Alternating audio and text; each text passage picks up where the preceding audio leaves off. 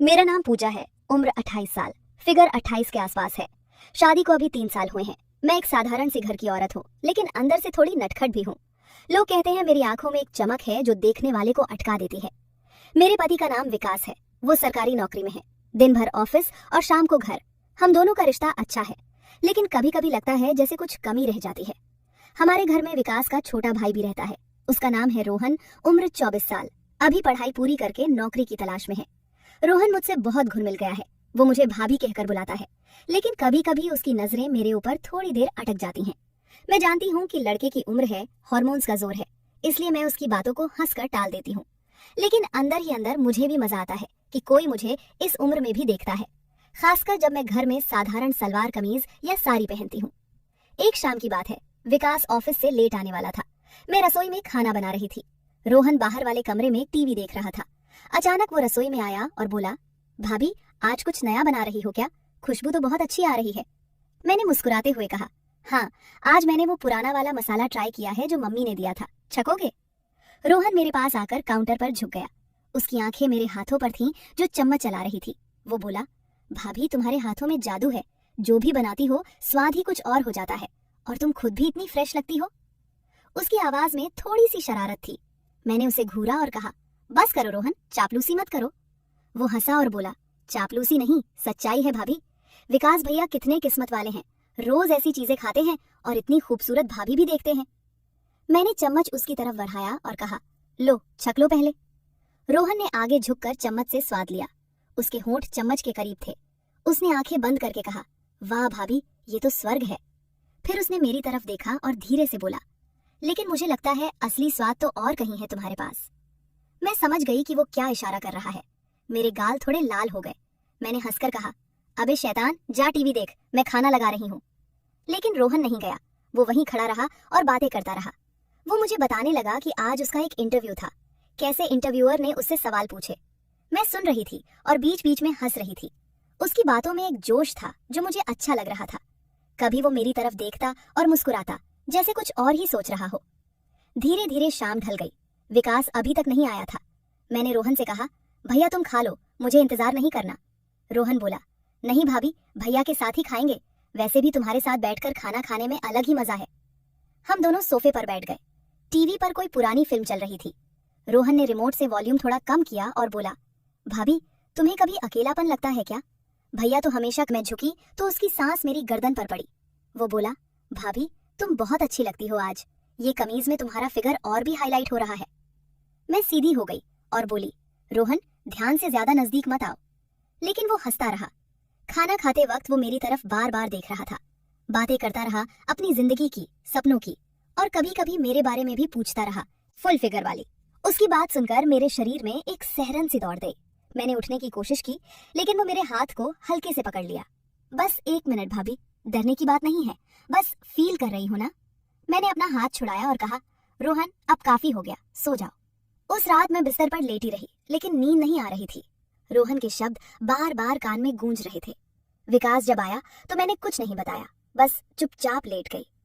अगली सुबह रोहन नॉर्मल व्यवहार कर रहा था, जैसे कुछ हुआ ही ना हो। वो मुझे भाभी कहकर चाय मांग रहा था। मैंने भी नॉर्मल रहने की कोशिश की, लेकिन अब हमारे बीच एक अजीब सा खिंचाव पैदा हो गया था, जो रोज बढ़ता जा रहा था।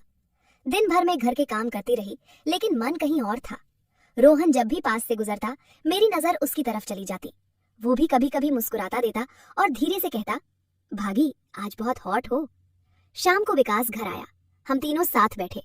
रोहन ने मजाक में कहा, भैया भाभी ने कल रात बहुत अच्छा खाना बनाया था, तुम मिस कर गए, और भाभी खुद भी बहुत टेम्पोटिंग थी। विकास हंसा और बोला, अच्छा तो आज फिर बना दो पूजा।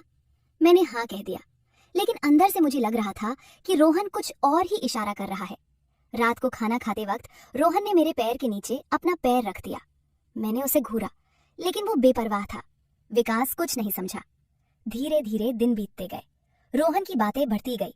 कभी वो मुझे, भाभी तुम्हारी कमर कितनी पतली है, फिगर परफेक्ट है, कह देता। कभी, आज तुम्हारी ड्रेस में तुम बहुत हॉट लग रही हो, 36 वाली लाइन क्लियर दिख रही है। मैं डांटती, लेकिन अंदर से एक अजीब सी खुशी भी होती। धीरे धीरे दिन बीतते गए। रोहन की बातें बढ़ती गई। कभी वो मुझे, भाभी तुम्हारी कमर कितनी पतली है, फिगर परफेक्ट है, कह देता। कभी, आज तुम्हारी ड्रेस में तुम बहुत हॉट लग रही हो, 36 वाली लाइन क्लियर दिख रही है। मैं डांटती, लेकिन अंदर से एक अजीब सी खुशी भी होती। एक दिन दोपहर को विकास ऑफिस चला गया। घर में सिर्फ मैं और रोहन थे। मैं कपड़े सुखा रही थी छत पर। रोहन ऊपर आया और बोला, भाभी मदद करूं? मैंने कहा, नहीं तुम बैठो। लेकिन वो मेरे पास आ गया। हवा में साड़ी उड़ रही थी। रोहन ने एक साड़ी पकड़ ली और मुझे देखकर बोला, भाभी ये साड़ी तो तुम्हारे शरीर पर बहुत अच्छी लगेगी, टाइट फिटिंग वाली। मैंने शर्माते हुए कहा, रोहन बस करो, ज्यादा नजदीक मत आओ। वो हंसा और बोला, मैं तो बस देख रहा हूँ कि तुम कितनी खूबसूरत हो। फिगर अनटेड 30 के दशक वाली भाभी को देखकर कोई भी कंट्रोल नहीं कर पाएगा। उस दिन हम छत पर काफी देर बातें करते रहे। वो मुझे अपनी जिंदगी की छोटी छोटी बातें बताता रहा। मैं सुनती रही। बीच बीच में उसकी नजरें मेरे ब्लाउज पर अटक जाती। मैं नजरें चुरा लेती, लेकिन मन में एक तूफान सा उठ रहा था। समय बीतता गया। हमारे बीच की ये बातें एक आदत सी बन गई। रोहन मुझे तारीफ करता, मैं शर्माती, लेकिन कभी सीमा पार नहीं होती। विकास को कुछ नहीं पता चलता। फिर एक शाम आई। विकास ने बताया कि उसे 2 दिन के लिए बाहर जाना है ट्रेनिंग के लिए। मैंने हाँ कह दिया, लेकिन अंदर से घबराहट हुई। जब विकास गया तो घर में सिर्फ मैं और रोहन रह गए। पहली रात हम दोनों ने साथ खाना खाया। रोहन ने कहा, भाभी अब तो हम दोनों अकेले हैं, पूरी रात सिर्फ हम। मैंने कहा, हाँ लेकिन सही से रहना, कोई गलत बात मत सोचना। रोहन मुस्कुराया। उस रात हम लंबी बातें करते रहे। वो मुझे अपनी भावनाओं के बारे में बताने लगा। कैसे वो मुझे पहली बार देखा था, कैसे उसे मेरे पास आने का मन करता है, खासकर जब वो मेरा फिगर देखता है। मैं सुनती रही। दूसरे दिन सुबह मैं नहा रही थी। रोहन बाहर खड़ा था। जब मैं निकली तो उसने कहा, भाभी तुम ताजा फूल जैसी लग रही हो, नहाकर और भी ग्लोइंग हो। मैंने तौलिए से बाल सुखाते हुए कहा, रोहन अब काफी हो गया, कंट्रोल रखो। लेकिन वो मेरे करीब आया और धीरे से बोला, भाभी मैं तुम्हें छूना नहीं चाहता, बस देखना चाहता हूँ कि तुम कितनी खूबसूरत हो। अटी हार्ट, 36 वाली ब्यूटी। मैंने उसे रोका, लेकिन उसकी आंखों में एक बेचैनी थी जो मुझे भी अंदर तक छू गई। फिर भी मैंने खुद को संभाला और कभी सीमा नहीं तोड़ी। दिन भर हम साथ रहे, बातें की, हंसे, लेकिन हर बार जब बात गर्म होती मैं विषय बदल देती। शाम को रोहन ने कहा, भाभी आज मैं तुम्हारे लिए कुछ स्पेशल बनाऊंगा। वो रसोई में गया और मैं देखती रही। वो मेरे लिए खाना बना रहा था। उसकी कोशिश देखकर मुझे अच्छा लगा। रात को हम खाना खा रहे थे। रोहन ने कहा, भाभी अगर मैं कहूं कि मैं तुमसे प्यार करता हूं तो क्या कहोगी? सिर्फ तुम्हारा फिगर नहीं, तुम्हारी पर्सनालिटी भी। मैं चौंक गई। रोहन ये मजाक मत करो। वो गंभीर हो गया और बोला, मजाक नहीं है भाभी, लेकिन मैं जानता हूं कि ये गलत है, फिर भी मन नहीं मानता। तुम इतनी परफेक्ट हो। मैंने सांस ली और कहा, रोहन हम दोनों जानते हैं कि ये रिश्ता क्या है, देवर भाभी का। इसे यहीं खत्म कर दो। मैं तुम्हें भाई की तरह ही देखती हूँ। रोहन ने सिर हिलाया, लेकिन उसकी आंखें नम थी। अगला दिन विकास वापस आ गया। सब नॉर्मल हो गया, लेकिन अब मेरे मन में एक नया एहसास था। मैं समझ गई थी कि रोहन का आकर्षण सच्चा था, लेकिन गलत वक्त पर था। मैंने कभी उसे एनकरेज नहीं किया। समय बीता गया। रोहन को नौकरी लग गई। वो दूसरे शहर शिफ्ट होने वाला था। जाने से पहले उसने मुझे एक चिट्ठी दी। उसमें लिखा था, भाभी तुमने मुझे संभाला, तुमने मुझे सिखाया कि सीमाएं कितनी जरूरी हैं। तुम अच्छी हो और बहुत स्ट्रांग भी।